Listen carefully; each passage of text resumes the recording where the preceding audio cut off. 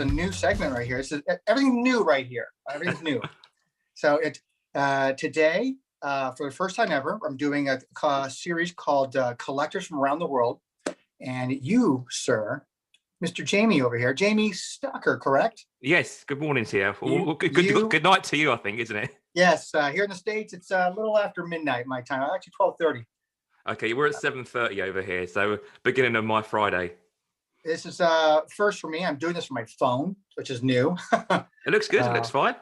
So I hope I sound good as best I can. But I thought it'd be interesting to have a cool segment for the channel to talk to different collectors from all over the world, you know, kind of their habits, how they got into collecting, the market in their area, you know, all kinds of cool stuff. But before I even talk about internet at all like that, when did you first discover WTC? So I first discovered probably about 10 years ago, I think, maybe a little bit more than that. So I first started collecting cards about that time period. So when I was a kid, my mum visited New York and basically brought back some No Mercy cards, the Comic Images set, and a couple of Raw Deal packs that were in the WWF New York shop at the time. And as I grew up, I thought, you know, I'm going to try and get a whole set. And, you know, WTC was the first place I went to for checklists, really. And it's been sort of the Bible for me ever since, sort of for any of the card sets I was trying to collect, basically.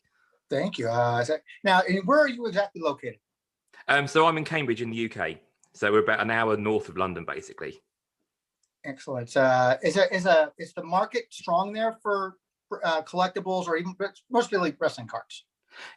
It is now. It never used to be. So when I really started collecting heavily into cards, everything I needed to get, I had to get from the US. I couldn't get anything over here at all, really. When I was a kid, we maybe had like the Raw Deal sets in comic book shops, and like Hudson News type stores, like news agents, done like the SmackDown cards or Championship Clash. But hobby boxes and blasters and stuff, we've never had that over here, really. Only the last few years, Topps have been doing their Slam Attack series, and that's really the big thing that's been over here. But only maybe the last 18 months, we've had relics in card sets, which is a brand new thing for a lot of people over here. They have autographs in that too, right? Yeah, they do now. I've actually just picked up a new tin of the new Topps sticker set, the Road to WrestleMania. Okay. And there's 500 autographs in there, like 5 lots of 100. And I've just got a Trent Seven card in there, and that's quite nice. Did you say there's 500 autograph cards? There's 500 autograph cards, and there's 100 per person, basically. So gotcha. So five different characters. Okay, got it. So yeah, so they come in a nice sleeve. Nice. You know, they're good. But this is the first time we've had real autos in the last year. So Slam Attacks is I've always understood that Slam Attacks being a card game, because Topps has a license for the gaming of WWE as well, is very popular in the UK, but for some reason doesn't really take off here in the States. There's some diehard collectors, but as far as a game goes, doesn't really sell. No, over here, people collect them. I think the main issue with us here is there's like 400 of them in a set, maybe more. You know, you've got to spend so much money to get yourself a whole set. So the main thing here are Facebook groups doing trading and swapping between one another to complete those sets. I don't think there's any real value in them.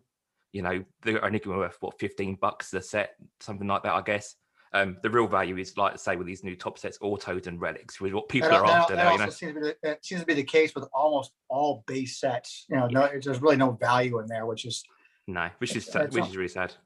But do people play the game there or just collect? I think collect. I've never learned how to play the game, and I've never looked into it either, really. Most of the people I look just want to collect the cards ultimately. And you have a lot of shops there now that sell collectibles like cards and so supermarkets now sell Slam Attacks and the stickers and stuff, so that's quite good. But before, obviously, like in the States, like Target and Walmart was always, you could get boxes, but we've never had that, really. We've only really had single packs. If you want to get boxes, you have to buy from Topps directly. And when the last sort of 3 or 4 years, Topps over here in the UK, you can now buy hobby boxes from them directly. They're very expensive, but you can get them, which is really helpful for me. Historically, I'd obviously order hobby boxes from the US, and by the time you get your shipping and your duties, you're paying well over $150 a hobby box. You know, wow, and that kills it. Yeah, it does. Do you have card shows out there that carry that product? Not really. No, we don't really have. You know, we have to order direct over here. We've not had, especially the US has a lot better market for this sort of stuff. You know. It's It's been interesting. difficult. You would think that if it's doing well over there, any kind of collectible cards or even collectibles, you'd have, shows like card Yeah. shows. I think the main thing is like your Comic Cons. Obviously, we spoke before about the film and Comic Con in London, and for Mhm. the love of wrestling is obviously a big show we have over here. Those sort of shows you'll probably get cards and card collectors at, but really, you've got to go to a sort of a mass type thing, where you might have Magic the Gathering and Yu-Gi-Oh and Oh Pokemon yeah. and all that in like a big place. When did you actually start collecting yourself? So I started collecting probably about 2005, 2006. And I've gone on from there really. So my main aim originally was to complete these sets I had odds and sods for. So like Championship Clash, I wanted all access. The No Mercy set I tried to complete, and I've just gone from there. I've made it hard for myself now that I really go for obscure cards. So I like the misprints. I like the ones that were pulled. So like do you know the Animotion cards that came Oh out in yeah. France or Italy? I think I'm only missing card number 18. So I made it my aim to try and complete a set, and I ended up buying a load from a store in France. So I've now got a complete set, but that's such a hard set to complete. And I thought All the low numbers are like really short printed. really, really hard. And even obviously some of those European cards, I don't know what happened. I guess they lost the license or something. But some of them aren't even complete. So there's an Italian game card set. There are missing base cards, and they were just never printed, or they didn't have Those are like the lamina cards. Yeah, something like that. Yeah, I can't remember what the name of them is now, but I think I know what you're talking about. They had and then some of them had multiple parallels. Like a regular white version and a silver version and a gold version. Yeah. So those sort of hard sets, I quite like the challenge of getting those ones really. And promo cards, I love promo cards. Promo cards. Yeah, that's always been my thing too. So, did you get the art box set they put out years ago? The motion set. Yeah, love them. And to this day, I would love to have a new motion set. I don't know if that will ever happen, but I love. Did you get the promos cards for that? What's in the promos? There were two promos for that. One of Road Dogg and one of I want to say DX. I think. Yeah, 90. I've got the 98 promo cards. Yeah. Yeah, those were the promos for the art box motion cards. Well, Artbox also done the ones in 2001, like the little later one, like the second series. Yes. And yeah. And there was obviously a set of 40 base cards, but people forget there's an extra 5 cards. Oh yeah. And they were quite rare as well. There's 3D cards. That's the one I'm talking about. Yeah. That one was they had the 4 chase cards and the 1 Sable reveal card. That's right. Yeah, that's right. Yeah. There were 2 promos for that set too. Oh really? Yeah. It might be the other one I'm thinking of then. But there's there's promo cards. Yeah, I do love promo cards. There's something about them really. I don't know if they even do them anymore. I don't think Topps really do promo cards for stores and stuff, do they? Yeah, I haven't seen any promos in a long time. Of course, I've never been looking for them either, but No. yeah, it wouldn't surprise me they're not putting them out. I mean, they pretty much went away with actually having full printed sell sheets too. It's all digital now. Yeah. So you don't have any card shops really out there. You don't have any card shows per se out there either. I mean, other than eBay, what other ways do you collect it? Yeah, so eBay was my main source for individual cards. I've only got relics and stuff from eBay. And Anthony over at Husker I bought base sets from him to really get me started. He was obviously the main third party I used to buy cards from.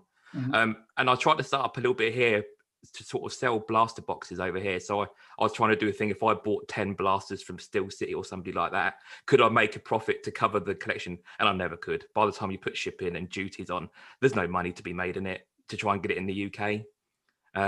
So yeah, most of my stuff is just buying it and take the hit ultimately.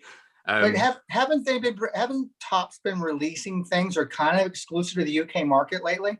Yeah, they have. So they had a set out called Champions last year, or maybe the year before, which is very similar to your US Topps sets. They look like the Topps US sets. And this past year, they've now started doing the NXT set, which is released over there. So that's now you can get hobby boxes of that. The Legend set we've now can get over here. So the market over the last couple of years is a lot better than it ever was. I'm kind of hoping the next 5-10 years we'll get things the same release as the US, and there'll be a lot more people over here to deal with ultimately. So that's what I'm looking forward to. It's just it's interesting to hear. Obviously it's a US based company, but it's interesting to hear how you're able to get things there. It has to come, and it just becomes way more expensive, all those duties and fees. I don't really know what the issue is because obviously Tops is over here, been established for a long, long time. They obviously Long time. bought Merlin and stuff like that. So there's no reason why they didn't. I guess we had this gap between the late 90s to the mid 2000s where Fleer were really doing the cards, and I don't think Fleer have got any base over here. So during my childhood, we had no company who were doing the cards. And I guess this last 5 years, Tops have decided, right, we're going to push into Europe a lot more.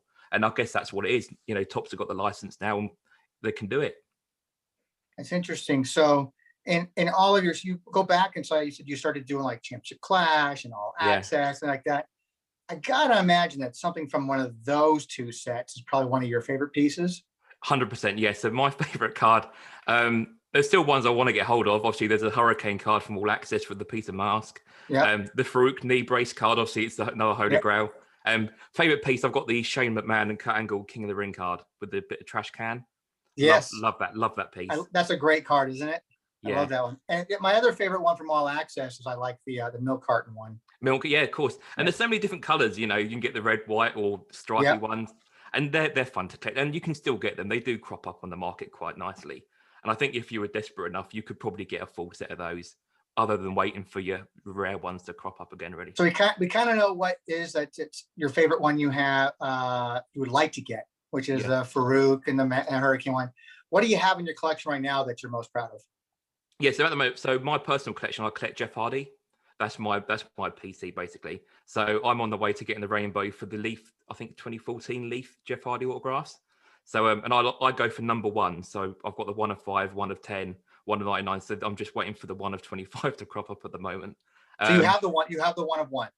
I haven't got the 1 of 1. I don't know if I'll ever get that. Oh, okay. But I'll always look, But number one Jeff Hardy cards is what I'm after. So anyone who's got one kicking around, just let me know. How can they reach you? Well, as I say, I'm on Twitter, so I normally pick up things quite easily on Twitter. That's the main thing for wrestling cards. So it's Jamie Stocker at Twitter, and I'm always kicking about on these things. So you can find me on there quite easily. Do you use Facebook a lot too, as far as like other groups that you like to go to that you can help with your collection? Yeah, so we've also got the Slam Attacks group over here. I think it's just called Slam Attacks, trading and swaps. There's all sorts on there. We've got people over here now, so starting up groups to sell cards and raffle off cards and things. I think as we get more relics and autographs over here, it'll boom over here. And I'm kind of hoping that will be the same way, really. Yeah, then all of us over here have to try and get it imported from you guys over here. Well, I guess the same thing for us here. Our post is sort of subsidized as such. I've had cards where I've had to pay $25 to ship it from the US for a single card. So luckily my dad moved to Illinois about 5-10 years ago. So now I get all my mail to Illinois, and then it comes in bulk. So I have to wait big bulk there. Yeah. Yeah, I have to wait a quarter for it to get to me, but it comes through in a nice bulk. So at least you know it's coming. Exactly. Yeah. That's great. So I'm just trying to get a feel from different people from all over the world on how they collect or how they're getting their stuff. And it sounds like it's a little difficult for you to get things if you wanted to get direct. Yeah. You have to order direct from the manufacturer like that. I mean, do you go after any, like, are you an independent, like an indie collector? No, yes. So over here in the UK, obviously we've had cards over here. We've had a lot of independent cards be released and people have done their own sets.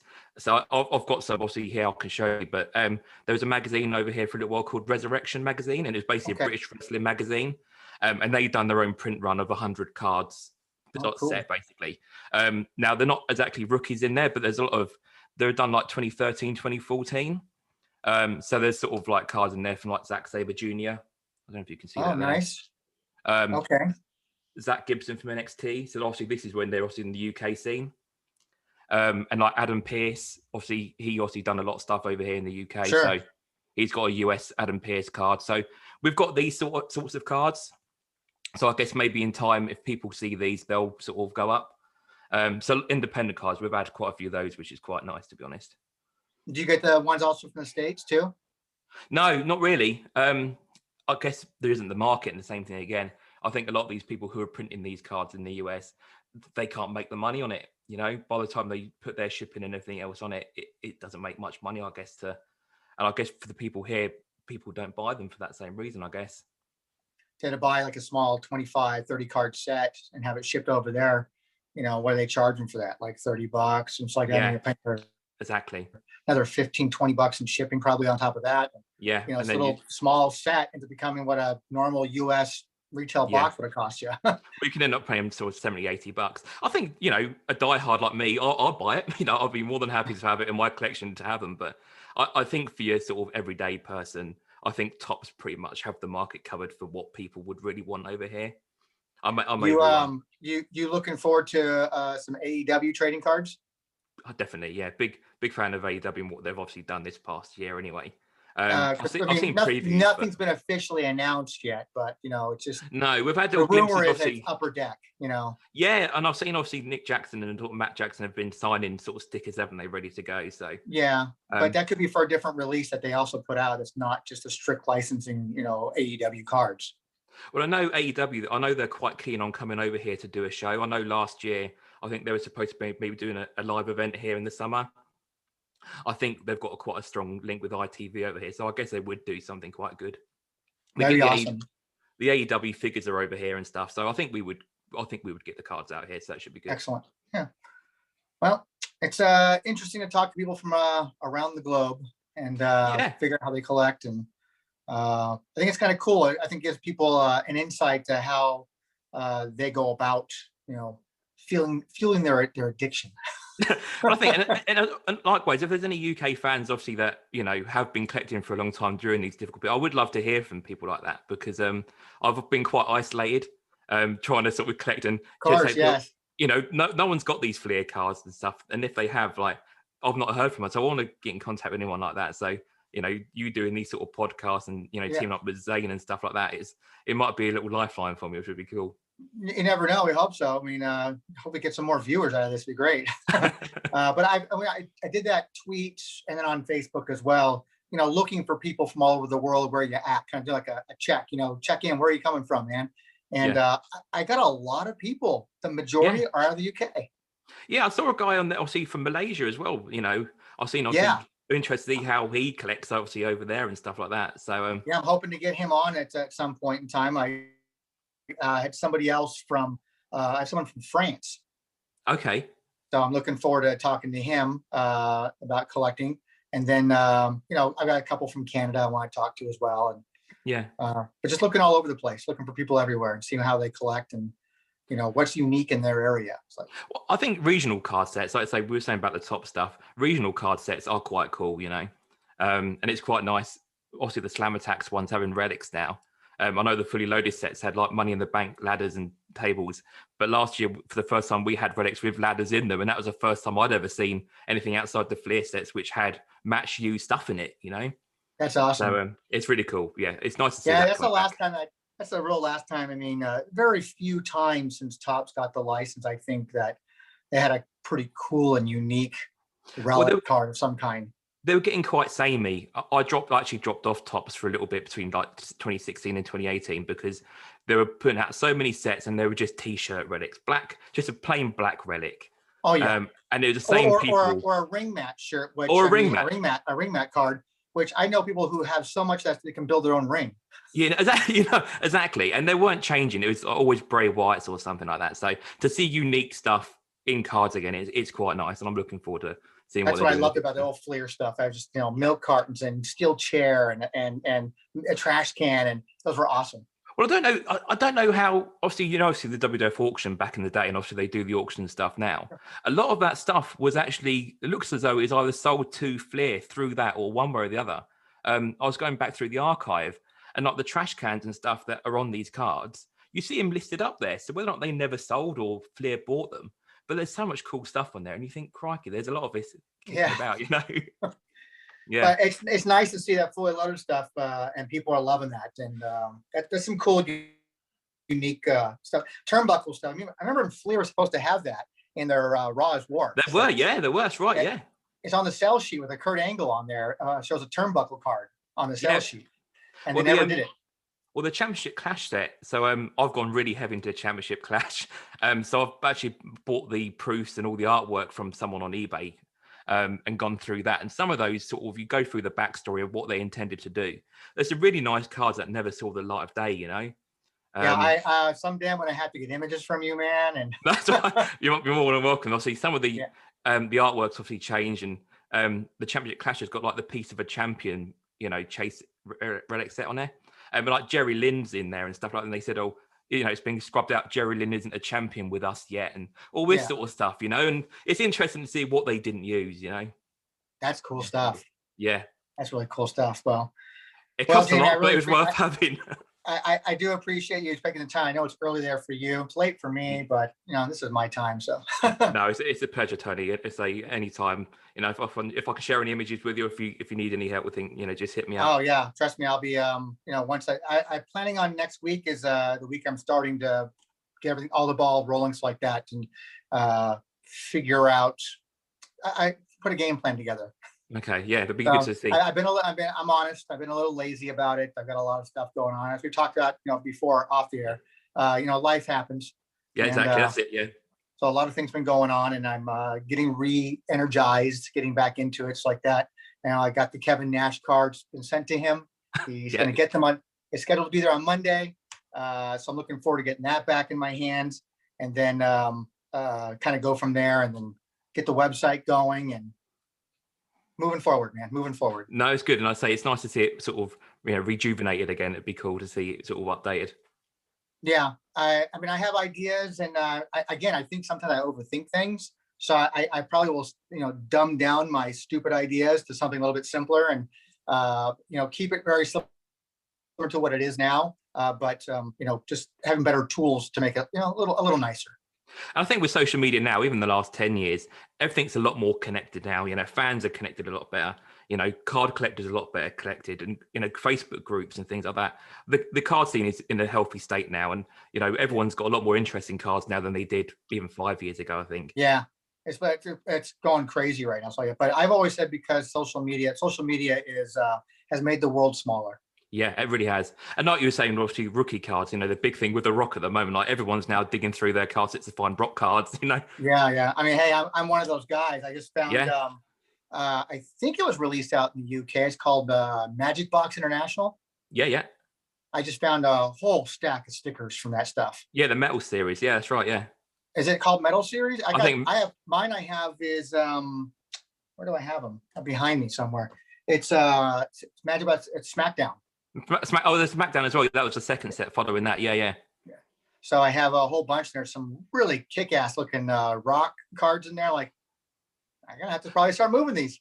Well, that's the other thing actually about over here. Obviously, grading cards. I've never got any cards graded for the same reason: the cost of shipping it out and trusting about shipping it overseas. I would love to get that Shane McMahon card graded, or some of these autographs that I've got graded.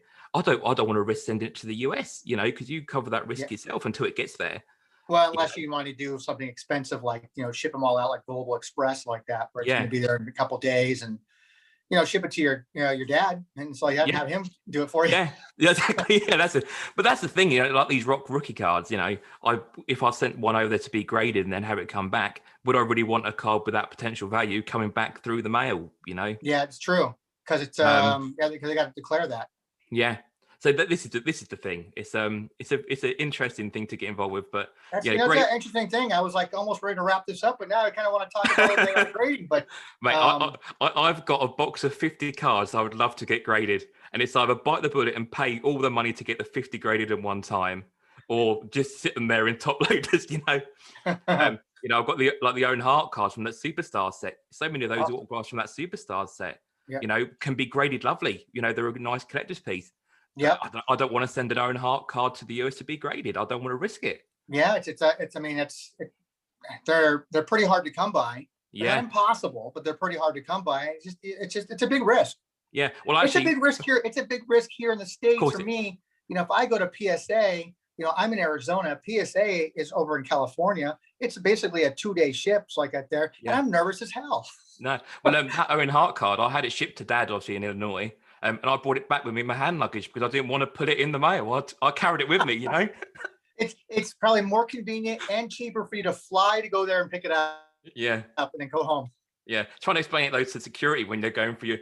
Every time I come back, I obviously bring back a load of blasters from Target or Walmart. And trying to explain to security why you've got 8 blasters in your hand luggage, Do they really go through it like that? Well, they do, because obviously it looks strange on security. You know, a box type thing with lots of layers in it and things. And obviously, when you've got your headphones and all your cables in there, it doesn't look right. You know. Well, do it. Why do you do that carry on? Just do it. Check it in. Well, I'll do the same thing again though. If it gets lost, you know, if I've got my cards on me, they're on me. You know.